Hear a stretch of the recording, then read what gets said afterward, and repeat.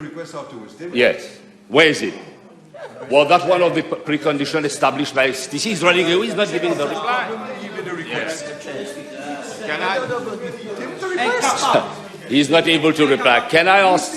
He's not able to reply. He's running away from the response. Can I ask the? Silence, please. Can I ask the Honourable Minister? Allow the leader of the Can I ask the Honourable Minister whether a due diligence was conducted before the contract was awarded to a trader? Mr. Speaker, sir, he's asking a question. It was done in August 2019. And if I can still remember, the former Minister of Commerce did answer to APNQ on that. He did answer to APNQ. No, we are taking the respect. Silence, please. Let the Minister answer. Shame to him. When actually the former Minister of Commerce answered to APNQ on that, and he cleared everything. Whatever, when the contract was awarded, it was properly awarded, and Vitol is supplying gasoline to Mauritius until now. And as I mentioned, the same specification from Mangalore has been transferred to Vitol.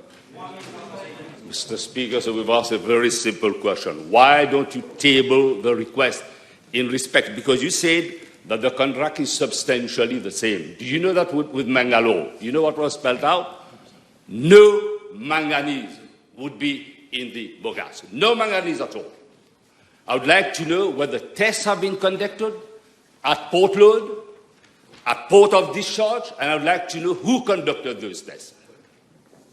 I can inform the House, Mr. Speaker, sir, that tests are being effected at the port of loading and at the port of discharge now. Before that, no tests on manganese were being effected. When the issue, or when the doubt was raised by the Motor Vehicle Dealers Association, I requested personally that test be carried out on those gasoline to make sure that there's no presence of manganese. And until now, all the tests have been conclusive. So at the moment, and the tests are being carried out by SGS, which is an independent and internationally renowned surveyor.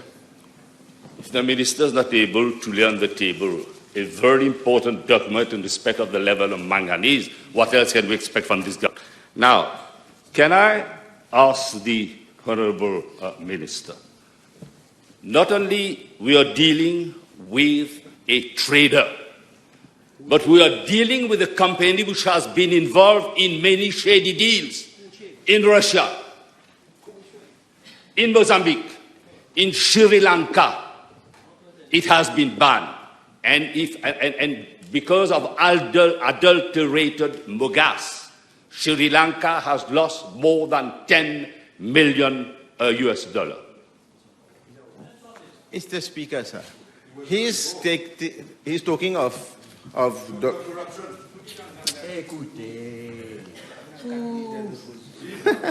If he wants to become the leader of the country, he should sit at his place. There's no need for questions then. Sit down. There's no need for question if the Minister has no chance to give the reply. Honourable Leader of the Opposition, no cross-talking, please. No cross-talking, please. Honourable Minister, give the reply. Mr. Speaker, sir, as I mentioned, Vitol was selected after a bidding exercise. And let me inform the House that Vitol has been supplying Mauritius in the past as well. So far that there's no issue, there's no issue. We cannot really get into the ins of the... I think that the due diligence job has been done well before, and Vitol has been supplying Mauritius and other countries as well. They are still supplying until now. So far that we have no issue, so far that they've been supplying according to specification, so far that SGS or the independent surveyor is happy that everything is working. I think the contract is on until at the end of the contract, then we are going for a new tender exercise. I'm glad that the truth comes from the mouth of adults also. And what he has said that we have relied upon Vitol. And yet Vitol is a company which has been involved in many shady deals. And can I ask the Minister whether he's been made aware that the officers of Vitol has been searched in Brazil, in Switzerland, by the FBI. And when the question was put to him, what did he say? he put the blame upon octane boosters. That's what he did. Mr. Speaker, sir. Time too long, Pulto. Mr. Speaker, sir. As I mentioned, it was conducted after a bidding exercise, as we mentioned. We are not here to defend anyone. As I said, we didn't put the blame on anyone. As the STC, when we conducted surveys, when we had analysis on the octane boosters being available on the market, Mr. Speaker, sir, you will be surprised to hear. Let me give you the figures.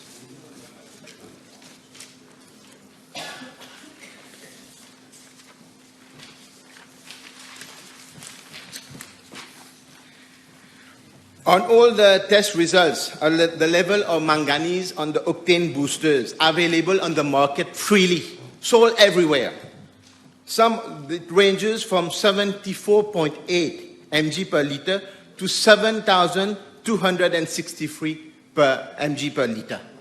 And these are available in the market. And Mr. Speaker, sir, you will be surprised by the figures. Actually, in Mauritius, 420,554 kgs of octane boosters have been imported. So that means that they're asking that some people are using it in their cars, but it was our duty to inform the public. We didn't pinpoint anyone.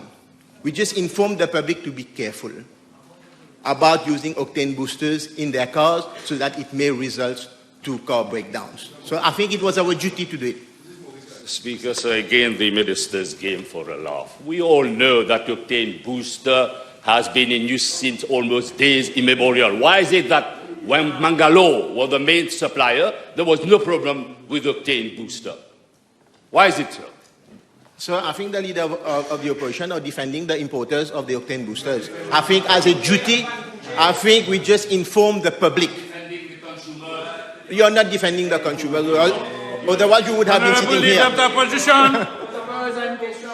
You had the floor, leader of the opposition. Let the minister answer. Actually, Mr. Speaker, sir, as we mentioned, we are not defending anyone. We are just informing. And when the Motor Vehicles Dealers Association came to me, and when they emitted some doubts, we cleared the doubts immediately. And we're still working with them. We are still collaborating together. And it's only 1.8%, according to the figures given by the MDVA, that some vehicles have had some issues. And Mr. Speaker, sir, all the 3,300 vehicles that has been mentioned, we don't have a clear picture of these vehicles, whether they've been surveyed, whether they've been serviced properly, whether they've been serviced by the agents, whether they've been serviced by the proper mechanic. And also I've been talking to all the importers of vehicles in Mauritius. Some of them, one case. Even the Second-Hand Car Dealers Association didn't have one case. Let us talk about the speedboats. No one came to us. What about the boats? No one came to us. Motorcycles, nothing. They run with the same gasoline. So that's why we need to see where's the full responsibility, where's the exact problem. We cannot just say, oh, it's like this, it's like that, or we become expert all of a sudden on gasoline. Mr. Speaker, sir, we have ruled out octane boosters. We have ruled out Motor Vehicle Dealers Association. But as to now, can I ask the minister, and I'll advise him to make available to this House results conducted with respect to manganese and benzene from boatload to discharge at port. And I would like to know who hired the services of the inspectorate, who paid for it, and why is it that up to now there has been no results published by STC? Mr. Speaker, sir, I've just, in my previous replies, mentioned clearly that the tests are being conducted by SGS Mauritius. And SGS is a international renowned company which does surveys all over the world. Are we today in this House, the leader of the opposition, putting fingers at a big organization like the SGS? Or any other? Actually, we had Minton as well who came. I think we should rely on their report. So whatever they put in their report, they take their full responsibility, and we rely on these reports. Because we are not experts. The leader of the opposition just said that he's knocked out octane booster. I didn't know that he was expert in octane booster, knowing gasoline. I'm not. But we rely on reports from independent, qualified surveyors. Speaker, sir, not only the STC, in fact, has adopted what I call a delayed onset action. Others have conducted and sent samples overseas. And the results are a high incidence of manganese level. Are these people not telling the truth when they say that there are 50 times the level of the threshold of manganese? Mauritius Vehicle Dealers Association, are you telling me that they are not saying the truth? Those what we call the oil majors companies, and we know that tests have been carried out also by them. Are you saying that they are not telling the truth? It's only STC which is hiding behind the truth because it is guilty of impropriety and it has to pay those who've suffered undue harm and those who've incurred financial losses. I'm talking of those 3,300 vehicle owners. Mr. Speaker, sir, the samples sent by the Motor Vehicle Dealers Association comes from where? From the tanks of the vehicles. What happened to it? Who added anything to it? We don't know. We don't have a clear picture. If it was gasoline taken from the tanks of the STC, then I would have agreed with the report. Tests are being carried out. Investigation is being carried out. We had experts which came from the United Kingdom. They've done their work. They took samples. They took samples from all the petrol stations. They took samples from our tank. They took samples that were kept at the unloading. And they took the spare parts which were damaged so that we can have a thorough analysis. We cannot jump to conclusions just like that. And as I mentioned, Mr. Speaker, sir, only 1.8%, according to the figures given by the MDVA. Whether these figures are correct or not, we don't know. And as I mentioned, why only 1.8% of cars? Why only from specific brands? Why no boats, no motorcycles? Why? So we should ask ourselves the question. So we should conduct thorough analysis, deep analysis, to make sure that whatever is going to come out should be correct for everyone.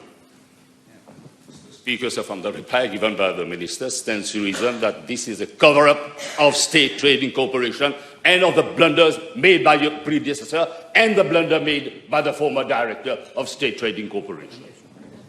Mr. Speaker, sir, I don't think this is a question. This is just allegation. No allegation, please. Leader of the Opposition, Honorable Shakil Mohammed. Thank you, Mr. Speaker, sir. The Honourable Minister clearly stated out a few minutes ago that the specifications of 2019 were substantially the same as the one of 2016. And this is precisely what I'm using his words. I'm here looking at the specifications for Mangalore Refinery for 2016. And in the 2016 specifications, I read that it meets customer specification and no additive containing manganese. In other words, customer specification. But why is it therefore, and this is what I'd like the Honourable Minister to answer, why is it therefore in 2016 there is a customer specification for no manganese as opposed to 2019 where manganese is totally forgotten? And therein lies the problem. So where is the substantial sameness that the Honourable Minister is referring to? Could you enlighten us? We don't even know whether the document that he's reading is 2016, 18 or 14. So I cannot answer to that. I'll table it. Since he wants to hide his, I'll table it. The answer is still not forthcoming, sir.